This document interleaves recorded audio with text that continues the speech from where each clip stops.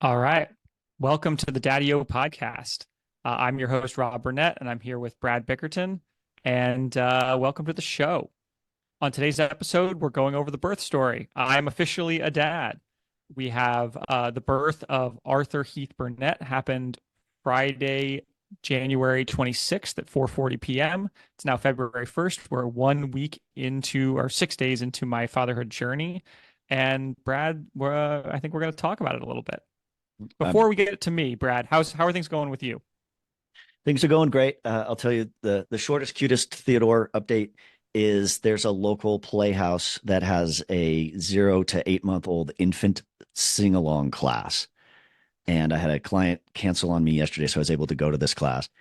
It is literally as adorable as you think it is. So that was tons of fun. So things are good around here.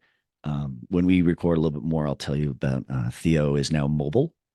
I wouldn't call it crawling, but it's definitely not staying in place. So, bunch to talk about there and another time. But honestly, we've been from the day we had the idea to do this podcast through now. You've always been thinking about what is it going to be like to be a dad? What are you going to do? How's it going to feel? How's the birth story going to go?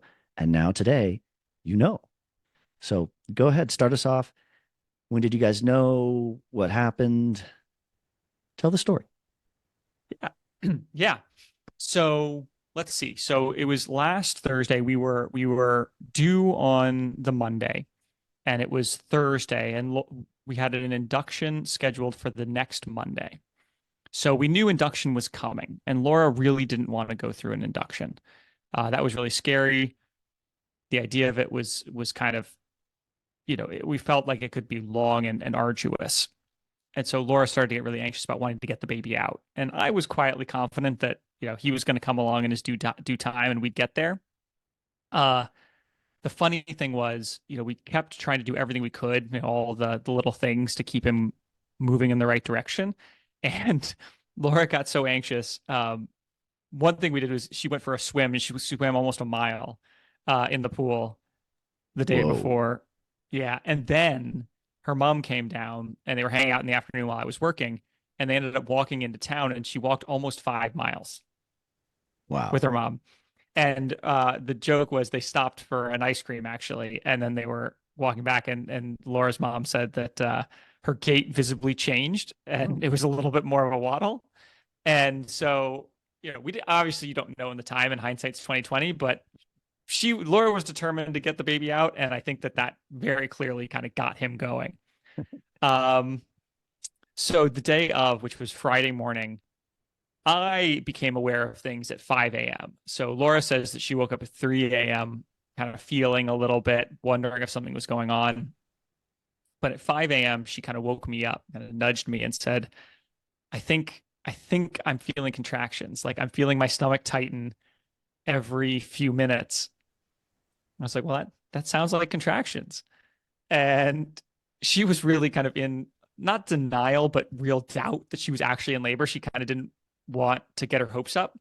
Mm. So we kind of laid in bed for a couple of hours. And eventually I started timing it. I had a little app that says like, you just basically just one button. It's like start of contraction, stop of contraction, and it times both the contraction itself and the interval in between. And we started timing them and they were pretty regular and they were, Mm. they were small and light, but they were happening. So we're like, we're pretty sure we're in labor. Um, so around 8:30 a.m., we got out of bed and started kind of getting ready. So I packed the car with all of the bags that were kind of already ready to go, and Laura got in a bath Mm. with the idea that, and we had eaten breakfast, but with the idea that that would help with the pain, and we would just kind of ride it out. And we called what's called the maternity assessment unit, which basically called the hospital and said, "Here's where we're at. We think we're in labor. Here's what's happening." And they're like, "Yep, sounds like you are, but you should come in when you have three contractions in 10 minutes, and you shouldn't really be able to speak through the contractions." And we were at about three contractions in 10 minutes, but the contractions were like 30 seconds long, not a minute. Yeah. And Laura could, she felt pretty good during them. When she was in the bath, she was able to kind of breathe through them, wasn't in too much distress, staying real calm. Mm. And that was really nice. So, and I was feeling calm. So I know I keep needing to put my own perspective in this, right? So from my You do too. perspective, yeah, But what's interesting is when we recorded the halfway podcast last week, you were getting less calm. So when it came to the event, right, you knew you were in labor, and sometimes I refer to this as it's like you can be nervous about getting on a roller coaster, but there's a moment where the thing clicks in, and you're just on the ride.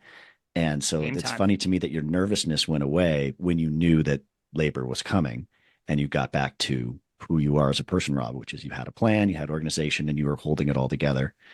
Um, Totally Yeah, you. if I may, I think that I'm a pretty good like game time Mhm. player. Like um little things like when I take standardized tests, I usually get my best scores in the actual one better than the practices. When I was a bike racer, I could put out better numbers in a race than I ever could in training, things like that. So I'm good at showing up on game day.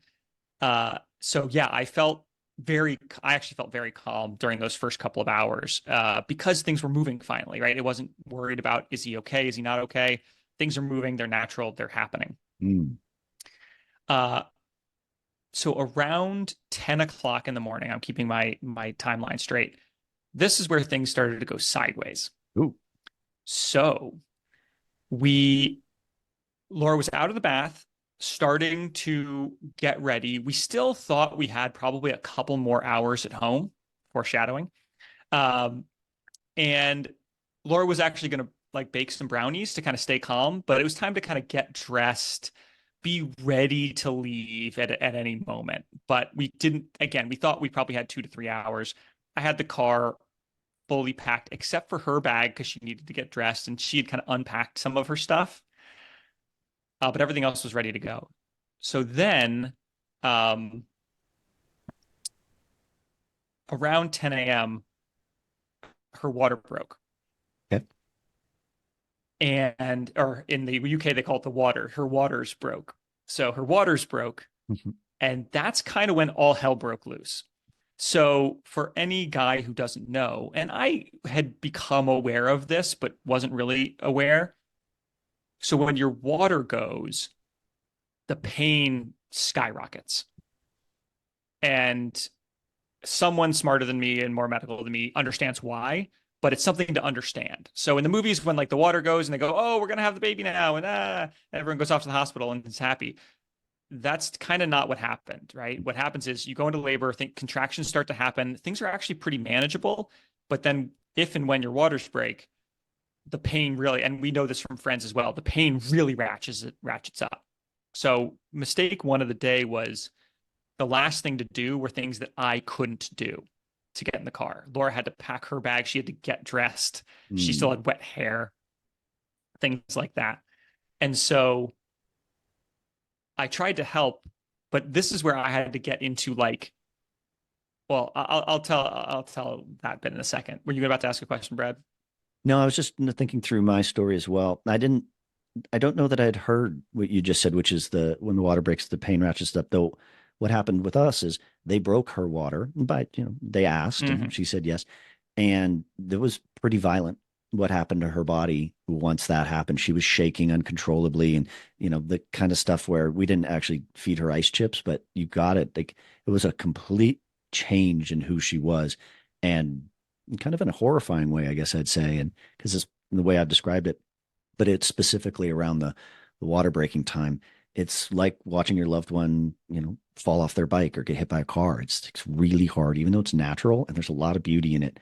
It was hard for me to watch that specific 5 minutes from when they broke her water through when she was kind of came out of that. So, Yeah, so that's and I know they'll often break water like during an induction or in labor if they want to move things along, and just be aware that it's a real step change because Laura went from being able to breathe. We had some mindfulness techniques we had practiced in pregnancy and things like that and some deep breathing, and she was nailing it before that. After that, it was not quite full on panic, but it was bad. So what happened was kind of got her upstairs getting dressed. I kind of finished off all the things, and I recalled the maternity assessment unit and said, "Hey, we're coming in now." They asked us to call back when we were actually going to come because we're about 20 minutes from the hospital. And like from upstairs, and Laura will tell the same thing. She was basically yelled down, like, tell them I want the epidural. No, forget the bath. I want the epidural. Start the clock now because it takes them about an hour to get you the epidural at the hospital. They've been very clear on that. And I was like, okay, so she wants the epidural. They're like, okay, just come on in. We'll take care of you. We're good. I love the self advocacy too, because as we know, Yeah. this podcast, Laura is both a physician and very used to what hospitals are like, and yeah, the pre order nature of that, and Yeah, she's like, have them ready. yeah, yeah, Which is obviously not how it works, but she's like, I'm stating my preference now. I want it on the record. I want it. So she yells down, but she's still kind of getting ready. And it was funny. She was kind of like drying her hair and like doing a little makeup and like getting ready. But each time a contraction came, it was kind of overpoweringly mm, bad. I mean, she was kind of not falling, but like kind of coming down on having to hold herself up. I was having to hold her. It was getting panicky. So at a certain point, I'm like, stop it. Into the car, get in the car. And it took a second, but she kept wanting to kind of do little things. And I was like, no more. You are in the car.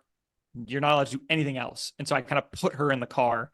And then I did two or three other things and then ran out, in a minute or two and got in the car. Um, but that worked well. Like it was a little bit of, all right, you're not in charge anymore. I'm in charge. We're going, right? And then it went back to her after that, but I just needed to kind of break her of the panic of like her normal routine getting out of the house. And it's like, no more. We're just out the door. that was one of the things I was able to do a little bit as well. Is when it was time for me to take over, I could.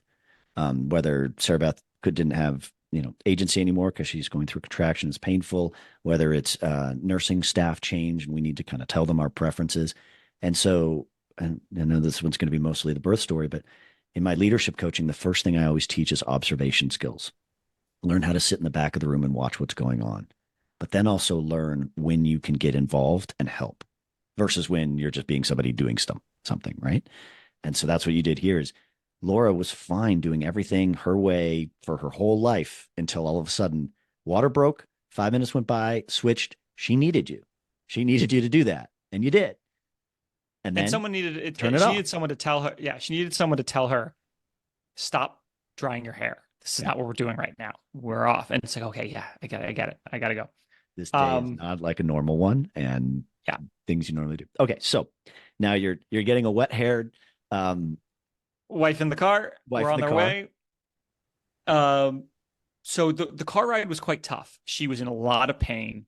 And she actually ended up vomiting twice from the pain in a 17-minute car journey. We brought a bucket. I had never really heard of anyone vomiting in labor, so like that was a new one. Wasn't expecting that. Um, but I get total champ, handled it great. Uh, but we got to the hospital, parked in the little like right in front in the little 20-minute parking spot. Had her out and in. Did you practice parking, driving that and parking in the weeks leading up? We did, but only because that's where a lot of our appointments were at the hospital. Mm-hmm. So I'm not sure we would have had the forethought to go do that if we hadn't gone there probably 5 or 6 times for appointments. But we knew the area, we knew the drive. Highly recommend if you don't already. Like know where the emergency. There was four kind of maternity spots like just around the corner. There's like 1 hour emergency maternity only, but then like basically the little half moon driveway under the little in front of the doors there's two little 20-minute parking spots for emergencies only. I'm like, boom, that's me, I'm in. Ended up staying there for 2 hours, by the way. Yeah, No sure. ticket. Yeah, They were you great. also They were fine. don't worry about that. And that's Take the the other thing we ticket. were talking about this before. I think you said they have 600 births a month at your place. Yeah, 650. Yeah, and so anything that you're doing isn't new to them, right? Parking in the wrong spot or using the wrong words or being nervous. And that was something that just I learned through that system of being in and around our birth center was I can kind of do whatever I want because these people have seen everything and they'll Yeah, guide me to the right they're place. good with that. Yeah, yeah. Yeah, so sorry, so we're parked, we're in. They get her in, and they were very nice. And a huge shout out to the whole staff at the John Radcliffe Hospital. Like everyone was awesome, total rock stars. We got into the maternity assessment unit, which is kind of the triage for all the mothers. And then there's really, for us, there were two places we could end up. One is called the Spires, which is where we intended to head. Spires is it's just a brand name for, not a brand name, just a term that they use for, it's the seventh floor, top of the hospital, and it's a midwife-led unit. So there's no doctors here in the Okay. hospital, but it's midwife-led, pools, very nice rooms, very calm environment. And so the pros are it's very calm. It's a great way to give birth if you can do it. The cons are the only pain relief available is gas. They call it gas and air here. Basically, I think it's like laughing gas, like you just Yeah. breathe into a Nitric thing. oxide. Yeah, yeah, nitrous oxide. Or you can do some of the opioids there, depending. Um, and that's where we had wanted to go. But the other time is I actually don't even know what it's called, just the normal maternity ward. Um, we went into a waiting room, not a waiting room, kind of holding room, an initial room. They did an initial assessment of Laura.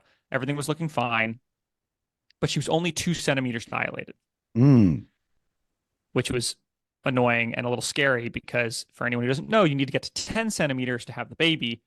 And what they told us is it can take 4 to 8 hours to go from basically 1, 0 to 4, and 4 centimeters is actually active labor. And then from 4 to 10, it's like a centimeter, half centimeter to a centimeter every hour. So to get from, 4 to 10, you're talking like 6 to 12 hours. Yeah. And at this moment, Laura's in immense pain, like really can't speak, really can't do much. So they get her right on the nitrous oxide, which you breathe in while you're going through a contraction. Um, and they have to kind of check everything. And we were like, okay, Spires is out. We want an epidural. We were not doing the midnight. The pool was a great idea in theory, not happening. So definitely not happening. Um, so we're like, nope, we want to be on the the ward, take us in there. And so they did. And this is where things started to go really well. So we went literally around a corner into the first room. We had a room to ourselves, had great windows, beautiful space, really nice. And in the UK, you get assigned a midwife. And I should point this out. In the UK, midwife is almost like an RN or Mm. um, like a physician's assistant, like it's a medical thing. I think in the US it gets a lot of connotation, like doulas and midwives get kind of mixed up. It feels a little kind of witch doctory. Mhm. Not to cast aspersions on doulas or anything else. They're actually really, really helpful. We didn't have one, but like good for them. They're really useful, but they're kind of seen as outside of medicine, I think, in the US, whereas in the UK, they're very much part of medicine. They're very medical. So in the UK system, you get assigned a midwife and she's with you basically through the birth. Uh, or if you have to switch over, you might. So we got assigned a lovely midwife, Elle, who shout out to Elle. She was amazing. She brought us in and we're basically like, okay, we want the epidural right Mhm. now. You have to do 20 minutes of observation on the baby, and then the anesthetist can come in. Was going, it took about an hour for the anesthetist to come. Laura Mhm. sent me out. Oh, sorry, I'm getting ahead of myself. But the one other moment in this where I felt kind of out of, not only out of control, but kind of uh what's the word I'm looking Over for? your skis or head underwater or Just kind of insufficient mm. was when Laura was in pain. She's like, go out there and like tell them I want the epidural right now. And of course I do it. I'm like, oh, I gotta go do it. It's one of those things where like you don't want to go and yell at the doctors, like give my Mm. wife the treatment, but you also got to do it. So I went out and I ended up by accident kind of walking down a hall I wasn't supposed to go down. Like patients were supposed to be there. And I was like, can someone help me? Like, we really need this. And they're like, they see this every day. They're like, Every day. he's coming when he can come. The anesthetist is on his way. He'll be there soon. Good news was he did come relatively quickly. For Laura, it felt like an eternity, Sure. but it was about an hour. Um, and amazing man, did a great job, very professional, got it right in, cited it, got it going, and Laura's whole world changed when that epidural went in. She literally like woke up and was like, "Oh, sorry, hello everybody. Like, I'm Laura. Good to meet you all. Like, sorry about the last hour. That was horrible. This is amazing. Um, and so that really changed the whole game for us because Laura went from being basically completely incapacitated in pain at 2 centimeters dilated, looking, staring down the barrel of 12 hours of basically unbearable pain to sitting up, looking great, feeling totally good, really happy. Um, and this was about 10:30, my screen, 10:30 in the morning, something like that. I might be messing up my timeline slightly, Yeah, but you will. A lot give or happened take, give or take. fast, and Yeah, yeah, a lot you didn't happened have very somebody fast. behind you logging your actions, right? That's a little bit of what this recording is for, is to Exactly. remember it the best you can. Okay, so So you're here's, post yeah, epidural, you're in the medical facility. You are now. How many people are coming in and out of the room? That was something I remember. this is cool. So really two. So a couple things happened. One doctor came in to check Laura before she had the epidural and help place basically place an IV, but it wasn't actually hooked up. Just place it so that Yep. if you need to go to get a C-section, just placed. There was our midwife L, and then one other midwife came in as kind of a tag team, but was secondary, and that was kind of it. I think that was basically anyone. Maybe a couple people came in and out a little bit to like drop something off or to check in and say hi, but basically we had one great continuity of care, one midwife, and that was it, and one secondary who took over when I've had like a lunch break and things like that. So that wasn't So really the experience that we had. So yeah, we were induced on a Thursday night, sorry, on a Wednesday night, and there's just this constant rotation of people. Now, most of the time they're leaving us alone because there's not much to do but wait. But just the sheer volume of people who came in and helped provide for us in that 48-hour period. I can't even tell you how many, 15, 18, something like that. A huge amount of nurses and baby, and this is the baby's nurse, and this is Sarah Beth's, doctor, and oh, they shifted, here. And that was something that just blew me away, was how much staff and how many touch points, and that I was trying to hold that in my head.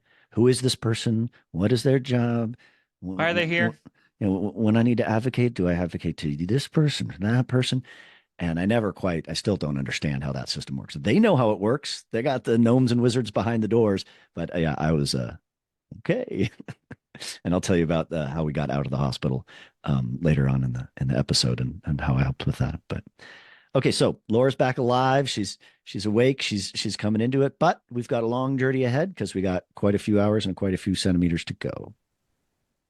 Yes. So this is where we kind of settle in for the long haul. I went and moved the car. Oh, good. Uh, I went and got us. She wasn't allowed to eat anymore. One thing we did not know was that once you got cited for an epidural, at least in our system, you can't eat anymore because there's a risk that you could end up in surgery. And so they don't want Mm. you eating.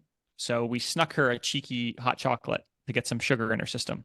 But I went and got lunch for myself, Sure. sorry, uh, at her insistence. And we kind of settled in. The other thing I got was basically Gatorade. They don't have Gatorade here, but I got the equivalent. And that was really useful because Laura needed to keep her sugar up. So we kind of got that into her system early and often with the thinking that we got a long way to go and doing it on no food's not going to be any good. Um, so yeah, we settled in for about 4 hours because they tried to wait about 4 hours and then they want to check again, see how dilated the cervix is, and then figure out from there where to go. Right, 4 hour checks and kind of speeding up. Right, so through that time, everyone was kind of fine, settled in, hadn't even cracked a book. We're just Mm. kind of still settling into the. We were still kind of settling into the hospital. So at 2:30, I know this. So at 2:30, it was time to do the first cervix check, and we were hoping for 4 centimeters dilated, something like that, um, to kind of keep the ball moving. Because the worry, to take a step back, the worry about an epidural for us was that you're mostly immobile. So, one thing that helps the baby come is like walking down the hall or bouncing on a ball, things like that. And when you're kind of stuck in bed with the epidural because you can't feel your legs, it can really slow things down and increase the risk of instrument delivery and things like that. So So our we were really, yeah, facility is one of the few in the area that does something called a walking epidural. And my best understanding of this is that it's basically half strength, so they can still feel their feet, and so that they can walk, but they've also got the epidural, which is on the that rack, right? It's called Christmas tree. And so Sarah Beth went for a walk, and we had a doula, and doula's on one side of Sarah Beth, I'm on the other. I'm pushing this thing forward, and for who Sarah Beth is as a person, movement was so helpful for her. If she had been stuck in that bed for the entire time from epidural through baby, it not good for her. So anyway, that's just a side note Yeah, for and our listeners. yeah, and we didn't. I had heard about walking epidural, and that wasn't. They kind of didn't present us with the option. But Mm. one thing is, Laura kept the dose as low as possible, and she had the opportunity to kind of like self press more, Okay. and she didn't touch it for a very long time. And one thing that got us, this is kind of again foreshadowing for the future, we were really lucky. And I don't know if it was because the anesthetist was great, or because we got the dosing right, or because Laura, being quite fit, is very in touch with her body. But either way, the pain went entirely away for Laura, but the pressure didn't. So she could feel every contraction, but wasn't in pain from them. And what our midwife was telling us was with a lot of women when they get an epidural, whether because they maybe aren't as muscular or it's too strong, is they can't feel their own contractions, and that comes into play later when they have to push. Because the midwives have to feel for the contraction and say, okay, you're contracting now. Now you have to push. Whereas Laura could feel, and she could move her legs. She probably could have gotten up and walked, but she could feel herself the whole time, which was really vital. So at 2:30, we do the first check, again, hoping for maybe 3 or 4 centimeters dilated, hoping just to have made progress. The midwife basically looks up and goes, "You're fully dilated. Baby's ready to come." And this is where I had a moment because I was fully going into this expecting to, by the time it came to push, I was expecting to have been in the hospital for hours. I was expecting for everyone to be exhausted. I was expecting kind of like a long, slow journey towards birth. And instead, like 6 to 12 hours before I was expecting to, the midwife's like, "Okay, well, like baby's on its way."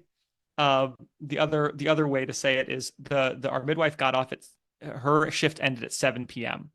And when we first got there, she's like, "I get off at 7. There's no way I'm gonna meet your baby. I'm really sorry, but let me know how it goes. Like I'll be with you to 7, then I'll hand off, but there's no way I'm meeting your baby." She went from that to checking and saying, "Oh, there's no way I'm not gonna meet your baby. Like I'm absolutely meeting your baby today. This is happening." So I had like my own little quiet in my own brain freak out because I was like, "Holy shit, he's coming right now." So the good news is we had an hour. Basically, they said, "Okay, she's fully dilated. We're not going to touch anything for an hour. We're not going to push. We're not going to do anything. We're just going to let things continue to progress because they don't want mom to get exhausted by doing too much pushing." And so basically it's basically like you got an hour. So I like went to the bathroom, and before, I'm like sweaty palms. I had to like go take some deep breaths because this whole process that I thought I was going to get to go through kind of slowly ended up right in my face. So we kind of take an hour off, and then again, timeline's a little fuzzy, but basically Laura gets to the point where she's like, "I feel like I kind of have to push. Like, I don't Yeah. think there's an option," which was great because it's really good sign. And then I know this for sure. At 4:08, we started pushing. So again, 2:30 to 4:08, maybe we took an hour and a half to wait. I'm not sure. But at 4:08, we started pushing. And this is where full shout out to Laura. Oh, absolute rock star. We for anyone who doesn't know, what you do is when a contraction goes, you do three, you hold your breath for 10 seconds and push 10 seconds on, you take a couple deep breaths, and then try to do that 3 times over the course of a contraction. And Laura was able to feel the contractions and push really hard. And again, I don't hate to preach, but like her being really fit was super helpful because she wasn't getting to the end of each contraction like laboring for breath. Like she's an athlete, so she was like, "Yep, okay, this is like 3 really hard crunches. Like she got through the first 2 or 3 of them. She's like, "Yeah, I'm good. Like So I'm feeling good. she understood how to push, I guess is a question. Because Sarah Beth didn't have that down so well, but we also had this super obnoxious beeping monitor thing for baby. And so it's distracting us. And then we're having different people in. And I just remember it was right near the end when Sarah Beth basically, not too kindly, but not like a jerk, told everyone to shut up but one person. She didn't care who that was, right? And it was Yeah. this woman, this nurse named Grace, took over. But as soon as Sarah Beth was able to take charge of the room and then stop listening to people and the beeping noise and everything and really focus in on what it is to push, baby was out minutes after that. But up until then, it was confusing and difficult for her and for me. So that's why I'm asking if Laura intuitively knew how to push. I don't know if it was intuitive, but two things happened. One is we put her in what was called the left lateral position, which is um, the evidence suggests that it's got the least risk of tear. And it's the Okay. easiest way to go. And the midwife knew it. Um, Laura was deciding between that and being like kind of on all fours. And the midwife was like, "No, you should do left lateral. It's got the lowest risk." And Laura quickly pulled out her phone and Googled it just to check. And she's like, "Yep, that our midwife is right. That is the lowest risk. So we're gonna go with that." Um, and yeah, again, this is where it helped. Where it was only one person in the room with us. It was our one midwife. So what they do is they wait till basically baby's at the doorstep, and then they bring in one more person to kind of watch over the shoulder. And so yeah, Laura, and I don't know if she definitely told us, like, here's how you push. Chin to chest, chin to chest, hold your breath and bear down hard. Basically, like you're trying to take a huge poop for 10 seconds. And so that was the instruction we got. We had kind of known that a little bit from talking to other people. So it wasn't like the first time we'd ever heard that's how you push, especially the holding your breath part. That is apparently very important to get the kind of push you need. But yeah, Laura took to it really well, and basically every time she pushed, the baby moved and kept coming, which is good. It meant that she was working it, and our midwife, had to say like, no, no, push harder, like crank it up, like it was almost like a fitness class. Like, no, no, you can go harder than that, like go harder than that. And Laura would like bear down harder, and she's like, yeah, there you go, like it's moving. And that was a moment that was really beautiful for Laura and I. So basically, what I did was I kind of got in her face. I kind of forehead to forehead because she was kind of on her side. And I counted out the 10 seconds. And I alternated between kind of counting down the 10 seconds and basically just kind of being like a fitness coach. Like, come on, Yeah. push harder. You give me more. Let's go, let's go, let's go. You got this.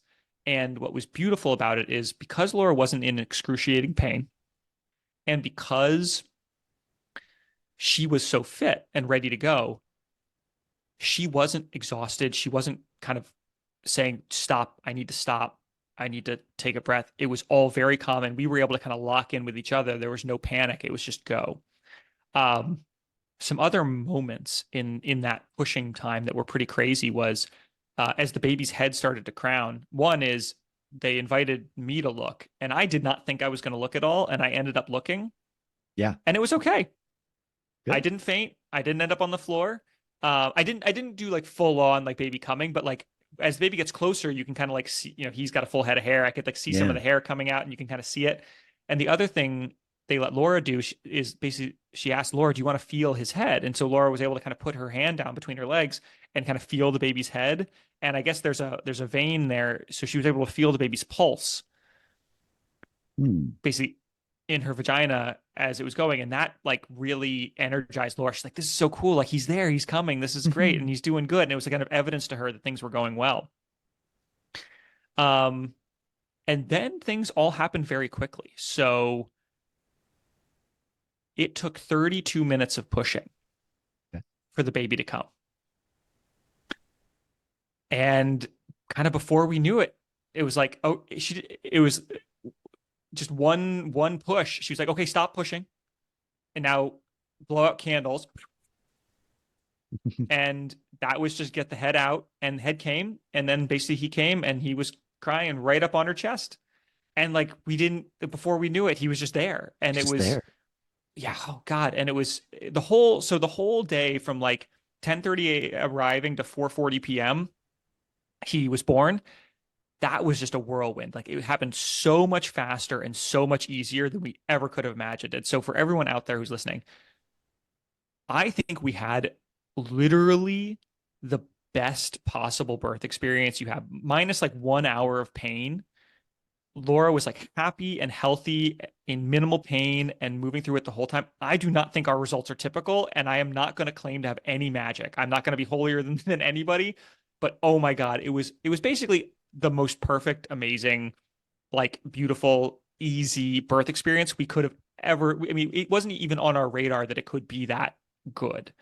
Like What to the point where Laura was like, that wasn't that bad. I would do that again, which is wild. mhm. uh, what's funny is until this story, listening, because this is yours and my first Yeah, time you haven't heard talking, this before.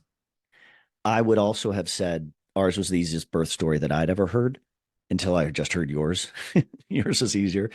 Maybe I were an A minus and you're an A plus, but I remember not not feeling super conscious about it. But it's you don't want to brag about how I mean because it still was tough. It just a lot of friends and people I know and a previous history that I have with premature babies. Like I know a lot of horror stories. I didn't know that there could be normal stories, and it was difficult, but it wasn't catastrophic. It was just difficult. And yours is even a ratchet nicer than that. And Yeah, like having to I come to had that, it's okay to have easy things, and it's okay to be thankful for easy things and not to be ashamed and not to hide. And this is one of the reasons I love doing this podcast with you is like let some other fathers know it could happen easy, and that's okay. Yeah, and I just want to be like explicitly clear with everybody because I think there's people like you see them on Instagram, the kind of charlatans where it's like, I gave birth and it was super easy and here's the 10 steps. Or like, you know, if you just breathe right, you can have a natural birth and everything will be fine. And the medical establishment, none of that. Like we got so lucky and we did a Yeah. lot. Yeah. We worked really, really hard to get that luck.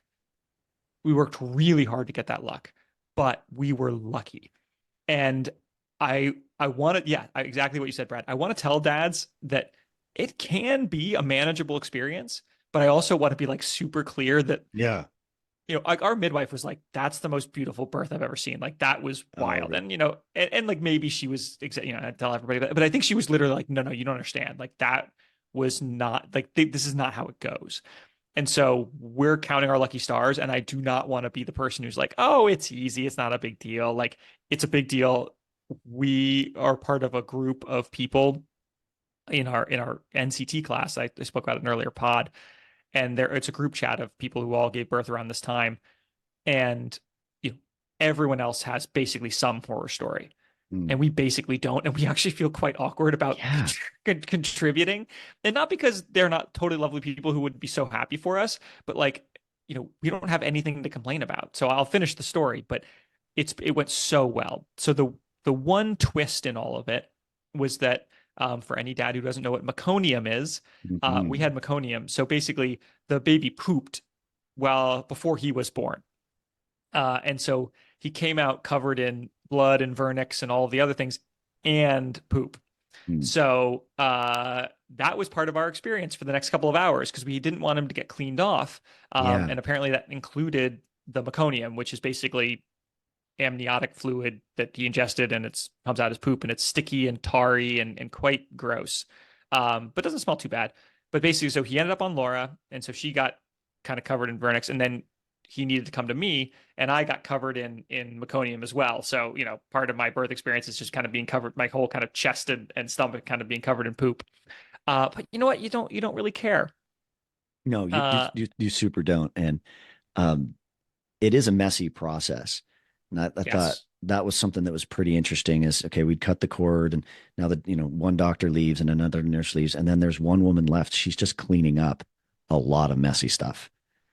Yeah. And that's why the room, like the father's bed is a terrible couch that can easily be cleaned off of any human anything because it probably needs Yeah. to 4 times a week. But yeah, it was surprising to me how messy the process is. So, and the good news is though, it was quite lovely post birth. So we had held the baby, um, got him weighed. Laura got it was basically the same two midwives cleaning up. So Laura needed a couple of small stitches, but was otherwise quite well. She birthed a very good. I looked at the placenta as well, so I got way more visual kind of. I was way more in it than I thought I was going to be, but I was Mm. okay. I cut the cord, which I wasn't sure I was going to do. Also, if I'm not gonna lie, a bit for me, a bit anticlimactic. It was Mm. fine. It was just a The little cutting of the thing. cord, Like, you mean? yeah, cutting out the cord didn't stir deep emotions in me. It was fun to do. It was kind of cool, but That's nothing how I felt crazy. about it too. I'm glad I did Yeah, it, and if we ever have another kid, I'll do it again. And there's a ceremony to it or a celebration of doing it, but the actual action, okay. And so that's the other question I'd have for you. You know, you and I got this, and again, a lot of the reasons we started this podcast was because that book, The Expectant Father. Did your yeah, whole incredible world change? Because Sarah Beth's did, um, but I got to say, mine didn't. You know, and I love the death out of Theo, and it's great, but I did not have, this overwhelming flood of emotions and hormones and angels dancing on the head of a pin. It was just kind of, like you said, anticlimactic and neat, but not earth shatteringly change, which it was for Sarah Beth. So how was it for you? yeah. That's definitely something I wanted to kind of talk about and unpack on this recording. So probably somewhere in the middle for me. There was definitely like the first moments where it was like I was very emotional. I cried with Laura. We had kind of done it. It was amazing. It was great to see him. But then I definitely I crashed hard off of the adrenaline high of the birth. And I don't know if that was heightened because it all happened so fast, but it was definitely tough for me because I really came off of that high of like adrenaline, sweating, working hard, getting everything done to now like the baby's here and things are quieting down.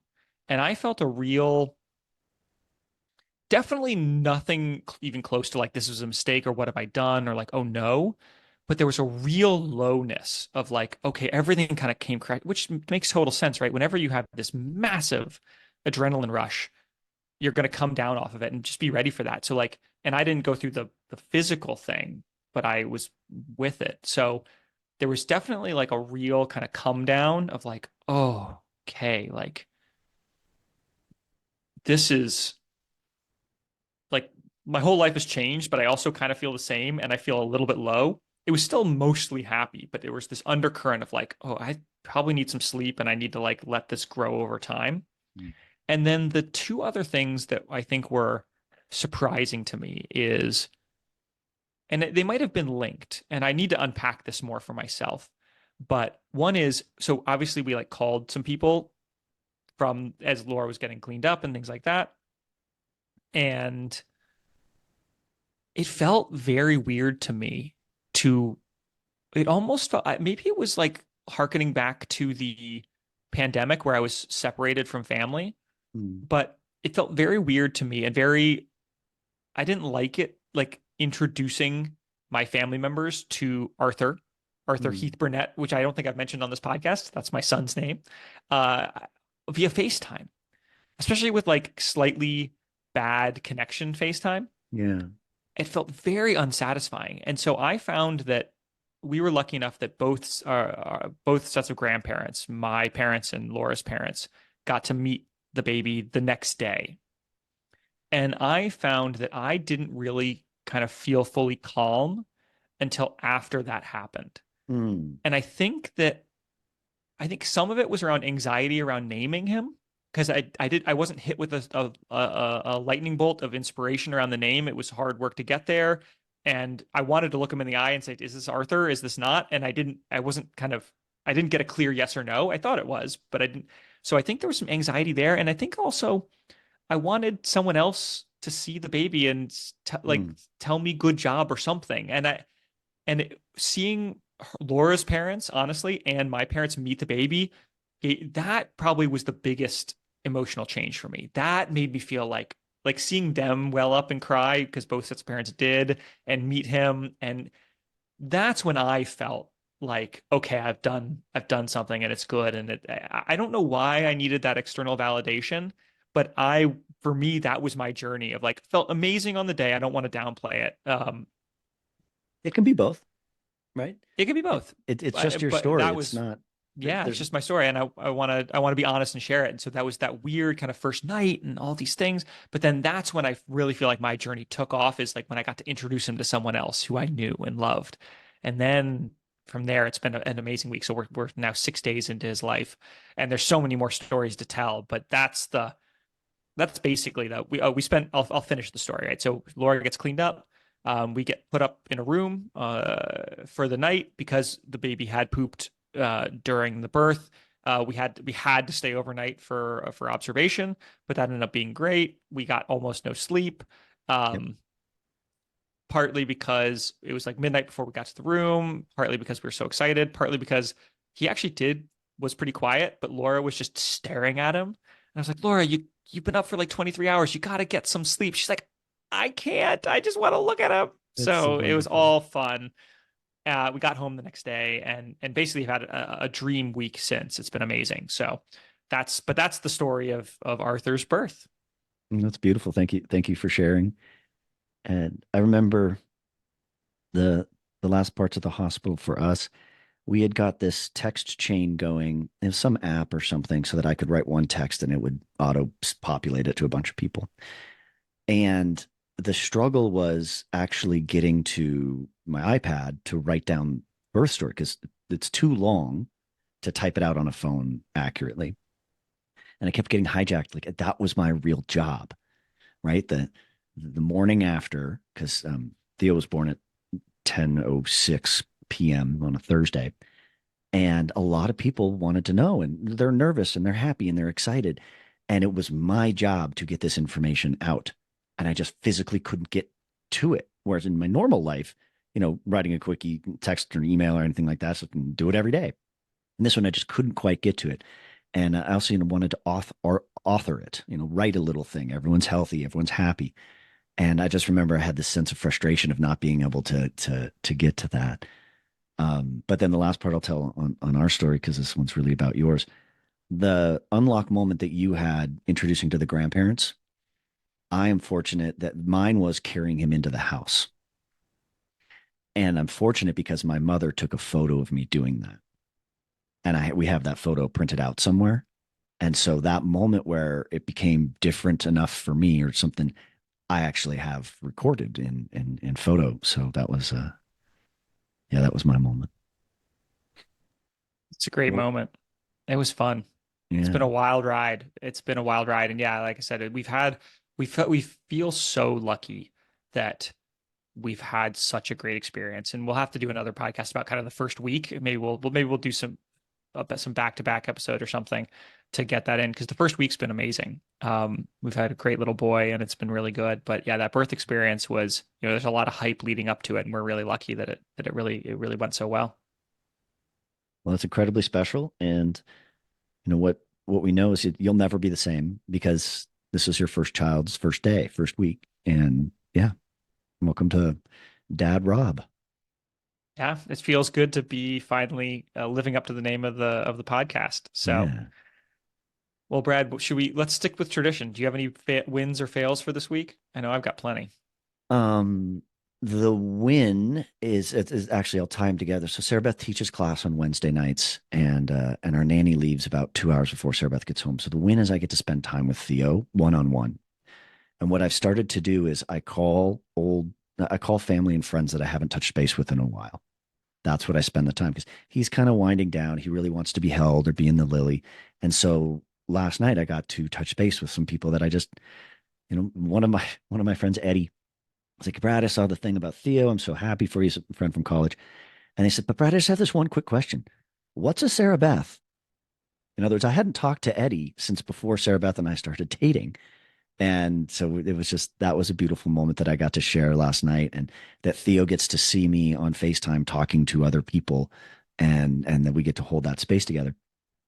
The loss is I was so tired by the end of the night that Sarah Beth comes home, feeds Theo, and we put him to bed in his nursery. And Sarah Beth was like doing something with some laundry, and I was watching a show, and I just hit pause and walked myself upstairs and brushed my teeth and got into bed. I didn't say anything to Sarah Beth. I didn't acknowledge it. Just I was just zombified. And so she just thought I ghosted her or I was mad or something. And I was like, Nope. It was a long day and all the things. And I forgot to mention to you that, hey, it's 9:15. I'm tired. I'm going to bed. I just ghosted. So that's my husband dad fail. And my win were both last night. You, though, dad wins and fails now that you are a dad. Yes. So yeah, give us your report card. More than I can count. Mm. I've got enough this week for a lifetime on both ends. Um, I'll leave it with two wins because the birth was its own thing. I think the birth was a total win. But two small wins for this week. One is we got Arthur out of the house, which is a big step Mm. in the first week. We're very proud of ourselves. And I got to carry him in a sling. And so we just had him there for about an hour on a walk outside, and that was awesome because he basically I just think you slept went to against me. I got a photo of you, took him to a bakery. Yeah, we went to a coffee shop. That's wonderful. Yeah, we didn't sit, but we got in and out, and we've had some adventures actually this week, which is great. And then the smallest win, which happened just before we started recording, is new dads will know this. These babies, one, they're just he poops like crazy. So many diaper changes. Really? And yeah, tons. It's wild. And I have multiple times now, you know, started to undo him, and then he'll wee in the middle. Yep. That'll And happen. this happens. This is classic, and everyone warns you about it. And I've like messed up like three times. And then I've been trying to kind of figure it out. And then just before this, I kind of played my cards right, and he weed while I had it open, but I was able to kind of like put the old diaper on top and Yep. got it all caught. And that was just like a real win. So it's amazing. It's amazing where life takes you. That this is the win for this week. But it was awesome. It's the little Um, things. it is little things, and we don't use it anymore, but we got uh, a wipe warmer. So it's like a little warming drawer for the wipes. And the reason we got it, and my very good friend Adrian said it's the least you could do, but one of the reasons boys pee while you're changing them is because you're putting something cold and damp on their penis, and that causes them to have a natural reaction and pee. So we're actually, you know, and it's not encouraging him, but we're doing things that cause him to pee while changing. Yeah. And so the warmer was supposed to help with that. It's going to happen, and it's not. It's just one of those. It's not a big deal things in life, and I think this also comes from you and I being athletes, but also having been around injuries before. Human body's not a mystery, and it's not that disgusting. Just deal with it, you know. So Yeah, it's a big, but both the birth, the baby, and also breastfeeding, which I kind of want to talk about. I think this is a massive lesson for guys in get over it, get comfortable with the body, yeah, and get comfortable with your partner's body. Like be able to talk about things. Some couples are super open with each other, some couples aren't. The fact that Laura and I can have really open conversations about all this stuff is super helpful. yep, But on the warmer, that's something we didn't get. Someone's like, you should get that. I was like, I'm not getting a wipe warmer for my son. He'll yep, be fine. Mistake. I wish I had it because we change him in the middle of the night and it's my job, which is fine. I love it. Totally in. Laura feeds him. I change his diapers in the middle of the night. It's the one thing he really hates is we put him on the changing table and it's cold, and it's cold at night, and we have to strip off all his clothes or not, at least the bottom half to get him changed, and everything's cold, and he just doesn't like it. And if I was like, oh, if he had something warmer, it would be a much more pleasant experience. He'd probably cry less. It would just be a less traumatic experience for him in the middle of the night. So that's one of my regrets. um, yeah. I thought of it as just being because they're throwing so much silly stuff at you, including the one that I still think is silly and we did not get is a bottle sterilizer. And I'm glad we didn't. And you can look it up that you pretty much don't need it. But there's just weird things that people think, that make your life better, and they don't. And I usually resist consumerism just for consumerism's sake. But the wipe warmer, nope. That turns out that was a good one, and it was. I think we got it used at a thing. It's $22, and I'm like, yep, that is worth that for sure. We'll have to someday make a list of like maybe we'll create a website where it's like our buys and don't buys or something like things Yeah, we liked, things we don't like. Um, but anyway, we've been going on. Why don't we wrap it up there yeah. I'm and very we'll be happy to wrap it back. up there, and I'm happy to have you back and healthy and happy and all the good things, Rob. Well done, you, Laura, Arthur, championship brunettes. Good job. Played a very little part in it, but I'm proud of the part I played. So on to the adventure now. Now we get into it. Now we Uh, get into it. thanks, thanks everyone for listening. We're on to a new chapter in the podcast. We're now both dads, less about pregnancy, more about being dads, and more about business. We'll get back into it. So if you have questions, if you've got comments, if you have dad wins or fails, email us at daddyopodcast@gmail.com. And please like, subscribe, follow us, help us out. We're trying to make something here. Brad, good to see you. We'll talk Good to soon. see you too. Bye Thanks, bye. everybody. Bye.